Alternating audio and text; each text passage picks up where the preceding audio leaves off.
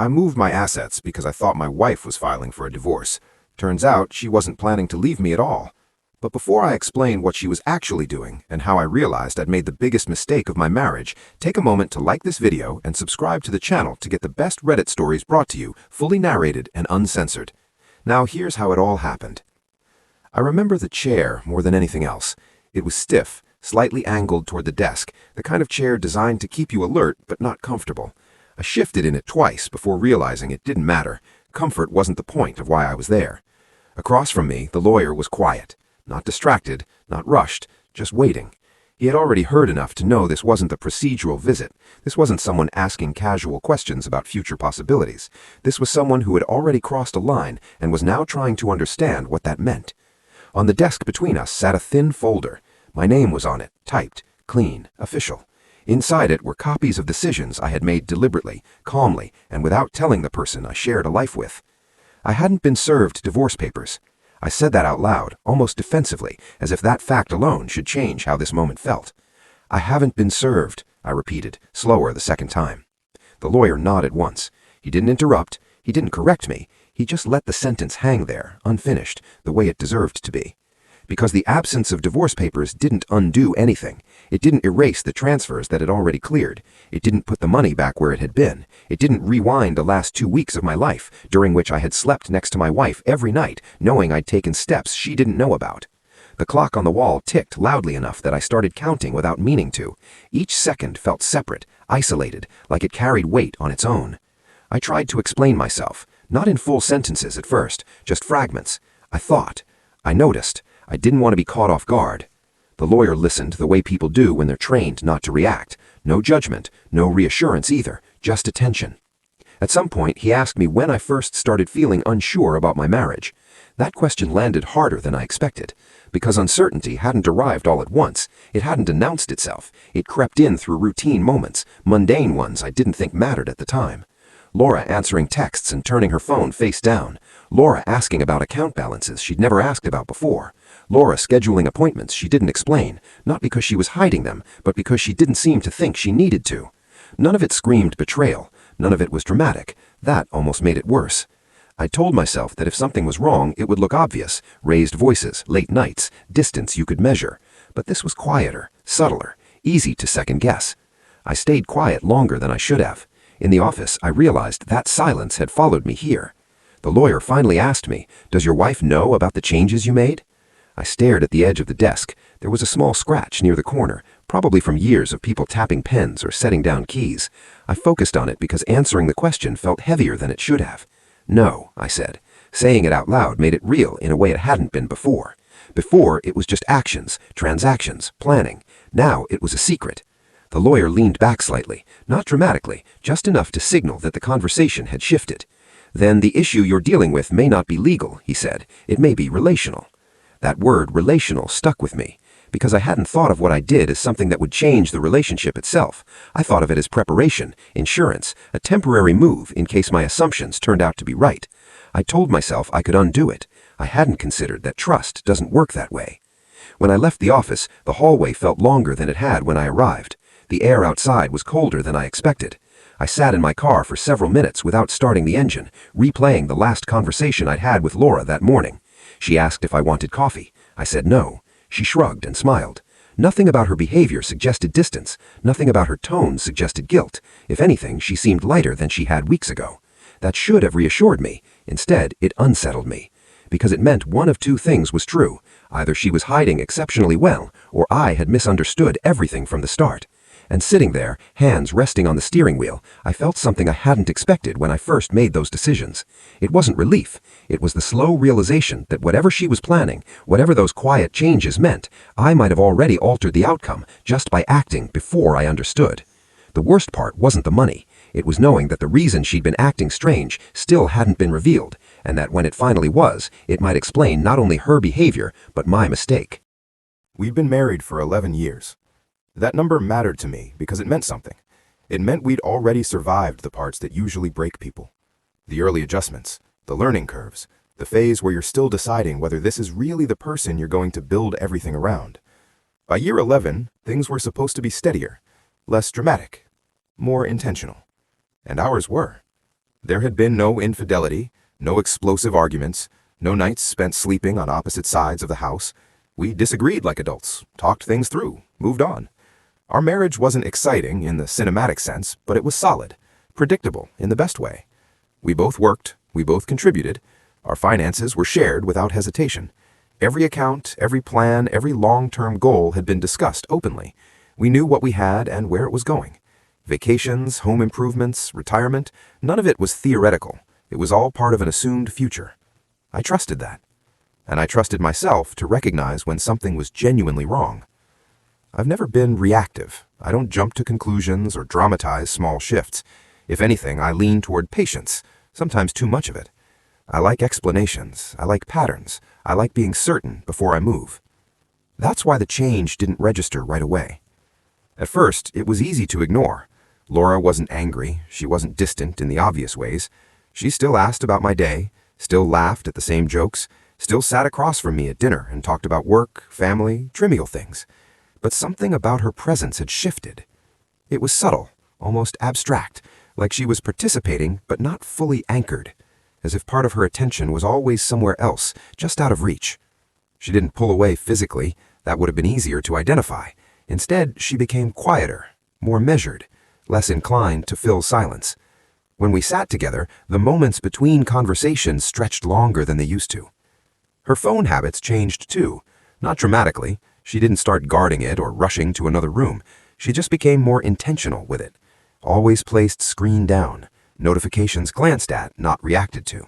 Messages answered later, sometimes not at all. I noticed these things without knowing what to do with them. When I asked how she was doing, she said she was fine. When I asked if work was stressful, she said it was manageable. Nothing in her answers contradicted reality, but none of it added clarity either. Then came the shift in how she talked about the future. She didn't shut those conversations down, she redirected them. If I mentioned plans a year out, she brought it back to the present. If I talked about when we retire, she responded with something practical about the next few months. It wasn't avoidance, it was narrowing. And then there were the questions. They started casually, almost responsibly. She asked about our savings, not how much we had, but how accessible it was. She asked about retirement accounts, about beneficiaries, about which assets were in both our names and which weren't. At first, I welcomed the conversation. We'd always been transparent about money. This felt like an extension of that. I answered honestly, openly, without hesitation. But the questions kept coming. What would happen if one of us needed to make changes quickly? How hard would it be to move funds if necessary? What protections were in place for each of us individually? She didn't frame them emotionally. She didn't attach them to a scenario. She asked them the way someone does when they're gathering information quietly, methodically. I didn't accuse her of anything. I didn't even confront her. I told myself this was what responsible adults did. They reviewed, they planned, they adjusted. Still, something about the timing felt off. I replayed conversations in my head, looking for a moment I'd missed, a disagreement, a look, a hesitation, but there was nothing concrete to point to.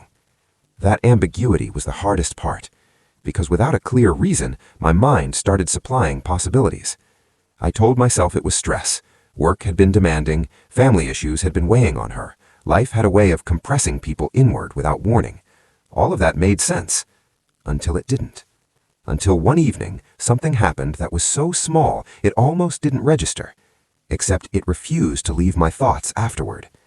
And that was the moment I realized I couldn't keep telling myself it was nothing. After that night, I started paying closer attention.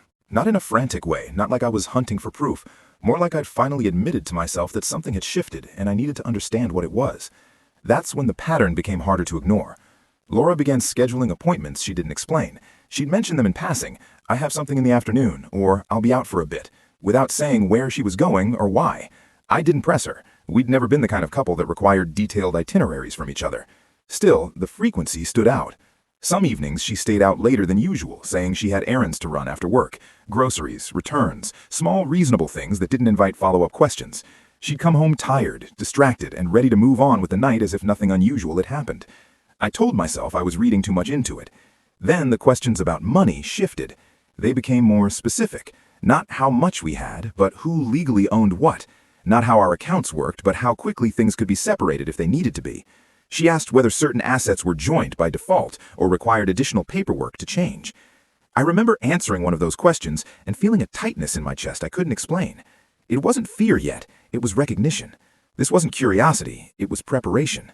That thought scared me enough that I pushed back against it immediately. I reminded myself that adults sometimes plan without catastrophe looming, that asking about legal ownership didn't automatically mean someone was planning to leave. But the doubt didn't go away. Instead, it sat with me during quiet moments, when I was driving, when I was lying awake next to her, listening to her breathe, when I caught myself studying her face for signs of something I couldn't define. I started asking myself questions I didn't want to ask. Was I being paranoid, or was I being naive? I'd heard enough stories to know how these things often went. One partner preparing quietly, the other assuming everything was fine. By the time the truth came out, it was too late to protect anything, financially or emotionally. That possibility terrified me, not because of the money itself, but because of what it represented. Years of work, shared effort, a future I'd assumed was secure. The idea of waking up one day and realizing I'd been the last person to know felt unbearable. I didn't want to believe Laura was capable of blindsiding me, but I also didn't want to be the person who ignored the signs and paid for it later. That tension lived in me constantly, a quiet argument I carried around without ever speaking it out loud. Then, one evening, without meaning to, I heard something I wasn't supposed to. Just one sentence. And the moment it registered, everything I'd been telling myself collapsed at once. It happened on an ordinary evening, which is what made it so hard to forget. I was in the hallway outside our bedroom, sorting through mail I'd left on the console table earlier that day. Nothing urgent, credit card offers, a utility bill, the usual clutter of adult life. Laura was in the bedroom with the door mostly closed, not shut, just enough that I could hear her voice without meaning to. I wasn't listening at first. Her tone didn't sound urgent, it wasn't tense or raised. It was calm, measured, almost careful. Then I heard my name. I froze without realizing it. The letters in my hand slipped slightly, paper brushing paper, and I remember holding my breath instinctively, as if sound itself might expose me. Her voice lowered after that, not dramatically, just enough that the words blurred at the edges. I stepped back, not closer, telling myself I wasn't eavesdropping. I was just there. That's when I caught the fragments. He doesn't know yet. There was a pause. I couldn't hear the response on the other end, but I could imagine it. My mind filled the silence with possibilities faster than I could stop it. I'm trying to protect him. That sentence hit differently. Protect him from what? I leaned against the wall, my heart starting to thud hard enough that I worried she might hear it through the door. I'll explain when the time's right. Then her voice softened, not apologetic, not defensive, certain. The call ended shortly after. I heard the faint sound of her setting the phone down, the subtle shift of weight as she sat on the bed. For a few seconds, nothing else happened. Those seconds felt longer than they should have. I stared at the floor, at the same patch of carpet we'd walked over thousands of times, and felt my thoughts start racing in directions I didn't want to follow. Who was she talking to? Why didn't I know yet? What needed protecting and from whom? Every question fed the next. I told myself to walk in and ask, to clear it up, to give her the chance to explain before my assumptions took over. That's what a reasonable person would do. That's what I'd always believed in. But I didn't move, because a different fear had taken hold. The fear that asking would change something I couldn't reverse. That once I spoke, whatever she was planning would accelerate, that I'd lose the small advantage of not being the last to know. Laura opened the bedroom door a few moments later and smiled at me like nothing had happened. Asked if I wanted dinner soon, stepped past me without hesitation. The normalcy of it was almost unbearable. That night, lying awake beside her, I replayed those 3 sentences over and over again. I examined the tone, the pauses, the way she said my name. I tried to imagine scenarios where those words didn't point to an ending I hadn't been invited to. I couldn't find one that felt convincing. By morning, the doubt hardened into certainty, not because I had proof, but because the alternative required the level of trust I no longer felt capable of extending without risking everything. I didn't confront her. I did something worse. The next few days passed in a strange fog. On the surface, everything stayed the same. We woke up at the same time. We shared meals. We talked about work and schedules and things that didn't matter. But underneath it all, my attention was split. Part of me was present. The other part was running calculations I never wanted to make. I kept returning to the same question. Do I ask her now, or do I prepare first? Confrontation felt honest, but it also felt dangerous. If I was wrong, I'd be accusing her of something she hadn't done. If I was right, I'd be giving up whatever time I had left to protect myself. Either way, once the question was asked, there would be no taking it back. Preparation, on the other hand, felt quieter, temporary, reversible. At least, that's how I framed it in my head. I thought about friends who had been through divorces, the stories they told after the fact when it was safe to talk about them. One friend who woke up to frozen accounts. Another who discovered joint savings had been drained before he even knew there was a problem. They all said the same thing in hindsight. I never thought it would happen like that. I didn't want to be that person.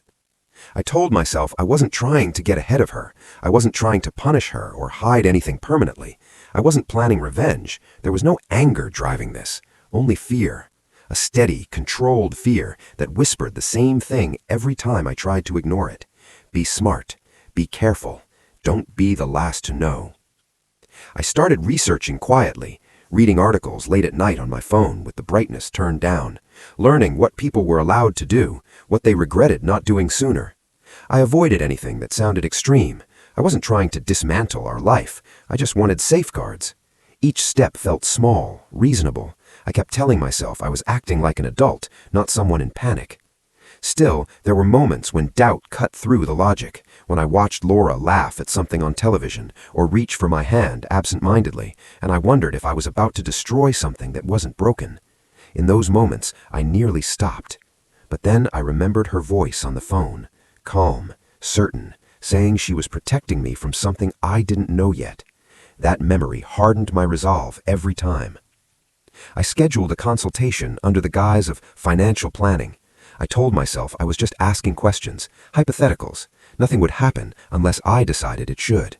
When the time came to make the call, my hand hesitated over the phone longer than I expected. I sat in my car, engine off, staring at the dashboard as if it might offer guidance. Finally, I pressed the button. The moment the call connected, something shifted inside me. The conversation moved forward whether I was ready or not.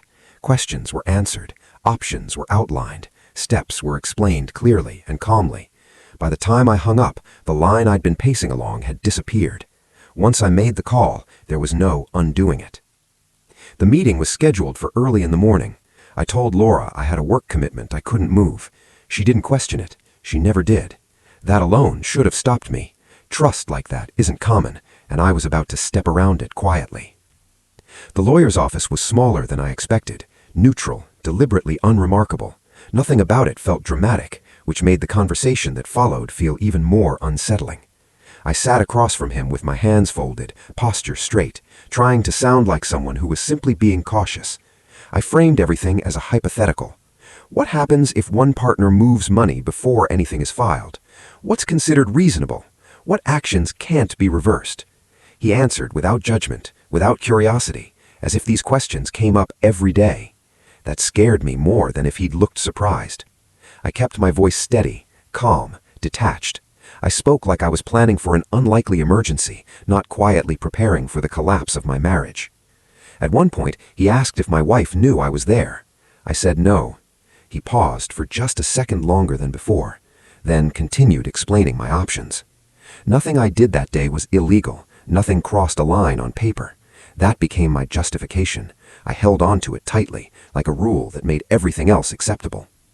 We went through the steps methodically. Separate certain accounts. Temporarily relocate funds. Document everything.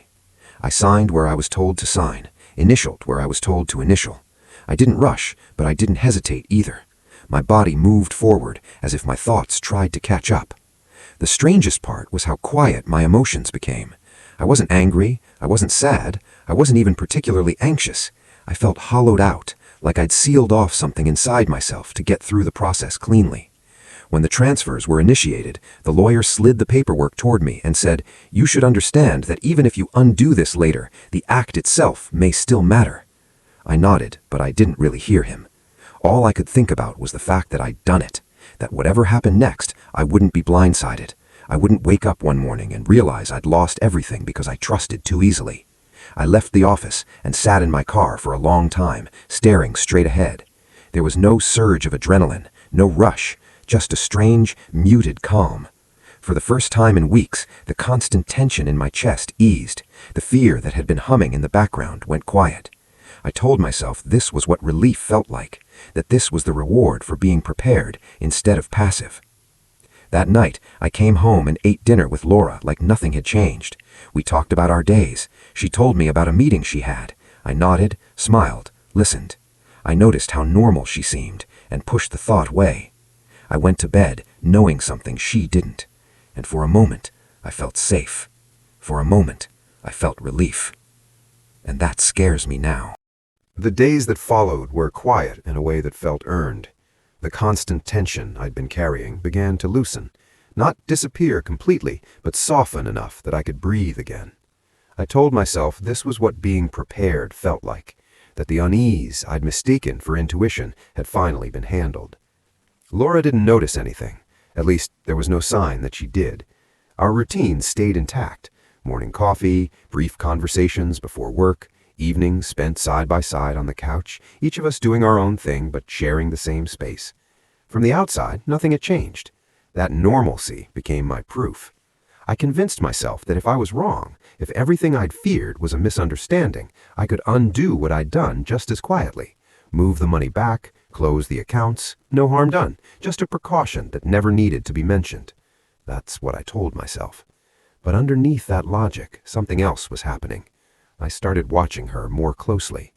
Not in an obvious way. I didn't interrogate her or follow her movements. I just noticed things I hadn't before. How long she paused before answering certain questions. The way she sometimes seemed lost in thought while we were talking. How her smile lingered half a second longer than usual, as if she was holding something back. Each detail fed the same question. Does she know? The guilt crept in quietly. It showed up in small moments, when she handed me her phone to show me something without hesitation, when she talked openly about work stress, when she laughed at something trivial and reached for my hand without thinking. Those were the moments that unsettled me the most, because they didn't match the story I'd built in my head. I found myself replaying conversations after they ended, searching for hidden meaning, a tone I'd missed, a word choice that confirmed I was right to act. I needed that confirmation more than I wanted peace. At night, I lay awake longer than usual, staring at the ceiling, listening to her breathing beside me. The relief I'd felt after the meeting was still there, but it was layered now with something sharper. I knew I'd crossed a line, even if it was temporary, even if it was legal. I'd made a decision that assumed the worst of her without giving her the chance to speak for herself. Still, I told myself it was necessary, that this was the cost of not being careless. I kept waiting for something to happen, a confrontation, a slip, some indication that I'd been right all along. Nothing came. Days blended together, ordinary and uneventful, and then 2 weeks passed. 2 weeks later, everything felt different. Not in a way I could point to or explain, but in a way that unsettled the sense of control I thought I'd regained. The false calm I'd been living in began to thin, like it couldn't support the weight I'd placed on it. Laura hadn't changed overnight. If anything, she seemed lighter, more present. The tension I'd been watching for never arrived. Instead, there was an ease about her that confused me. It didn't fit the future I'd been bracing for. That should have reassured me. Instead, it left me disoriented. I caught myself wondering whether I'd misread everything from the beginning, whether I'd built an entire narrative out of fragments and fear. The confidence I'd felt after moving the assets gave way to something less stable. I no longer felt prepared. I felt exposed. The silence between us started to feel heavier, not because she was withdrawing, but because I was carrying something she didn't know about. Every normal interaction reminded me that I'd acted alone, and that whatever came next would be shaped by that choice. Then, one evening, without warning, Laura asked if we could talk. Her voice was calm, neutral, the same tone she used when she wanted to discuss something important, but not urgent. She didn't sound upset, she didn't sound suspicious. She sat down across from me at the kitchen table and folded her hands together, a small gesture I'd seen 100 times before. And that's when Laura finally sat me down. She didn't rush into it. That was the first thing that struck me. Laura didn't accuse me of anything. She didn't ask questions. She didn't look nervous or defensive. She sat there, steady, as if she'd been rehearsing the conversation not out of fear, but out of care. She said my name first, just once, like she needed my attention fully before she went on. Then she told me she'd been seeing a therapist. The word landed softly, but it rearranged everything I thought I understood. I hadn't known. Not because she was hiding it, she explained, but because she hadn't figured out how to talk about it yet. Therapy, for her, wasn't about a crisis. It was about pressure she'd been carrying quietly for years. She talked about money in a way she never had before. Not numbers, not accounts, feelings. She told me she'd been feeling overwhelmed by the responsibility of our future, by retirement, by the fear of something happening to one of us and the other being unprepared, by the idea that so much of our life was intertwined that if one thing went wrong, it could pull everything else with it. She admitted she'd been scared, not of me, of failing us. That was why she'd been asking questions, why she'd been looking into legal ownership, why she'd been careful with her words. She was trying to understand how to protect both of us if life took a turn we couldn't predict. Then she said something that made my stomach drop. She told me she'd been working toward a plan, not alone, not secretly, but carefully, a restructuring that would make things clearer, safer, more balanced, something she wanted to bring to me once she understood it well enough to explain without causing alarm. She wanted it to be a conversation, a joint decision. She told me the phone call I overheard had been with her therapist. He doesn't know yet, she'd said, because she didn't want to burden me before she had clarity. I'm trying to protect him because she believed that was part of being a partner. I'll explain when the time's right, because she wanted the explanation to come with solutions, not anxiety. As she spoke, each sentence rewrote a memory I'd been clinging to. Every sign I'd treated as evidence dissolved into something else entirely. What I'd seen as secrecy was hesitation. What I'd labeled preparation for departure was preparation for security. I sat there, nodding slowly, barely aware of my own body. She kept talking, explaining how hard it had been to carry the stress alone, how she worried I'd dismiss it or feel blamed, how she wanted us to approach the future stronger, not fractured by fear. And before she even finished, before she reached the part where she asked how I felt or what I thought, I knew. I knew exactly what I'd done. I knew that while she was preparing to sit beside me and plan together, I had prepared to stand apart. That while she was trying to protect us, I had decided to protect myself from her. The weight of that realization settled in my chest, heavy and immediate. She hadn't finished explaining, but it was already too late. For a few moments after she finished speaking, the kitchen was completely still. I don't remember what I said in response. I'm not sure I said anything meaningful at all. My mind was racing ahead, trying to calculate how much damage had already been done and how much could still be avoided if I chose my words carefully. Laura watched me closely, not suspiciously, curiously. She noticed the hesitation before I did, the way my answers came slower than usual, the way I avoided meeting her eyes when she asked what I thought about everything she'd just shared. That's when she asked me if there was something I wanted to tell her. I said no. That lie didn't last long. A few days later, she found the paperwork. I wasn't home when it happened. She called me at work, her voice steady but unfamiliar. She asked if we could talk when I got back. She didn't say why. She didn't accuse. She didn't sound angry.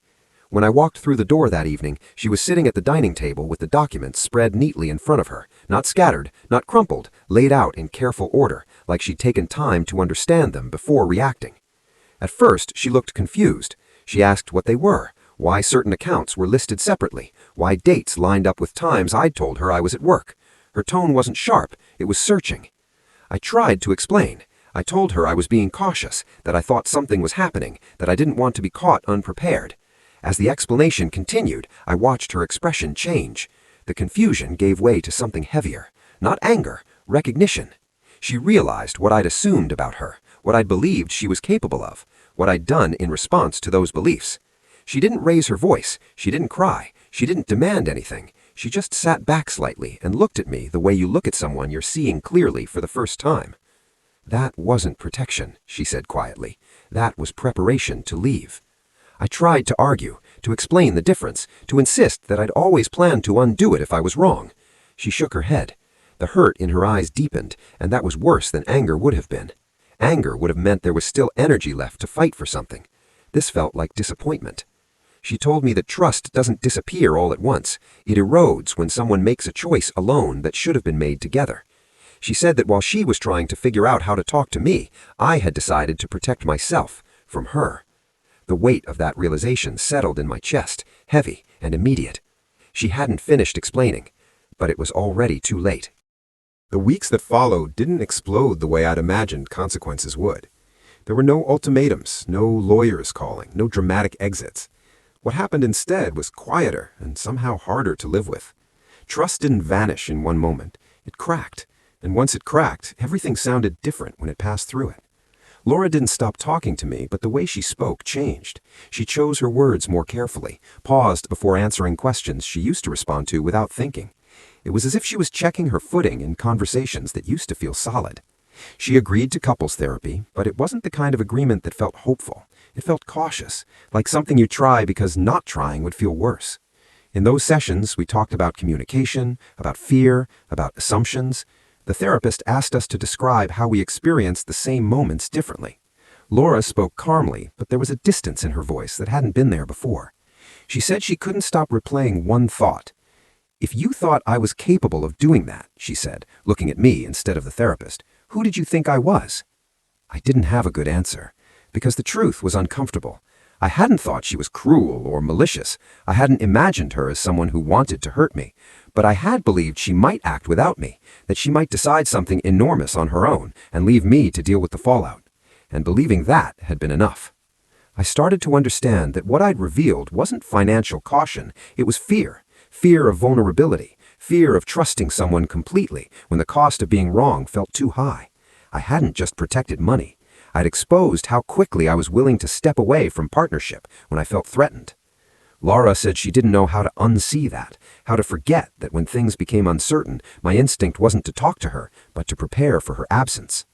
We still lived together. We still shared meals, but there was a new carefulness between us, like we were both afraid of stepping on something fragile. The damage didn't announce itself loudly. It showed up in pauses, in hesitation, in the way we both seemed to measure what we shared now. The damage wasn't immediate. It lingered. I've replayed those weeks in my head more times than I can count, not just the moment I overheard the call or the meeting with the lawyer, but the quieter decisions that led me there, the pauses where I could have asked a question and didn't, the assumptions I let settle without challenge because they felt safer than uncertainty.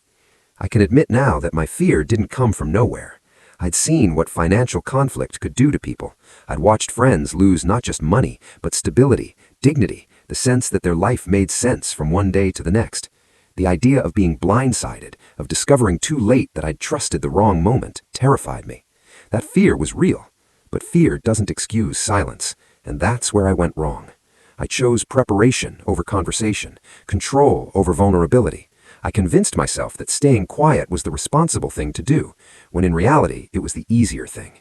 Talking to Laura would have required me to admit uncertainty, to risk being wrong, to trust her with my fear, instead of shielding myself from it. I still don't know where the line should have been.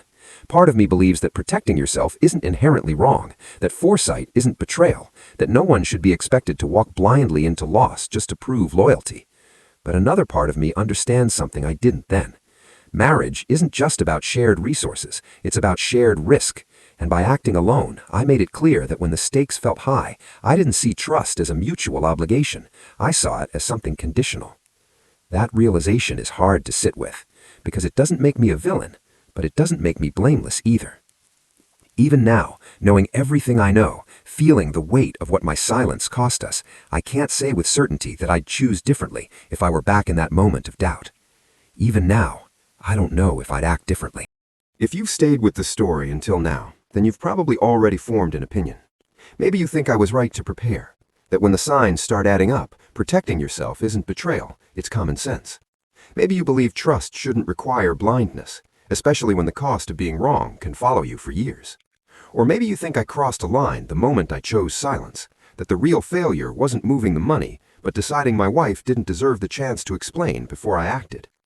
I don't offer this story as a lesson, because I still live with the consequences of not knowing which choice was right. So I want to ask you one question, and I want you to answer it honestly, without imagining yourself as the hero of the situation. If you genuinely believed your marriage was ending, would you protect yourself first, or would you trust the person you love? I still don't know if I did the right thing. Part of me believes I was trying to protect myself, that the fear I felt didn't come out of nowhere, and that preparing for the worst is something people do when they're scared of losing everything they've built. But another part of me knows I broke something important the moment I chose silence over trust. That even if my intentions weren't cruel, the impact still mattered. I keep turning the same question over in my head. Is it wrong to prepare for the worst when you think your marriage might be ending? Or is acting in secret before you truly know the truth the real betrayal? So I want to ask you one thing. If you were in my place, what would you have done? I want to hear how you see it. Tell me what you think in the comments. I read every response. And if you want more real, long-form confession stories like this, subscribe.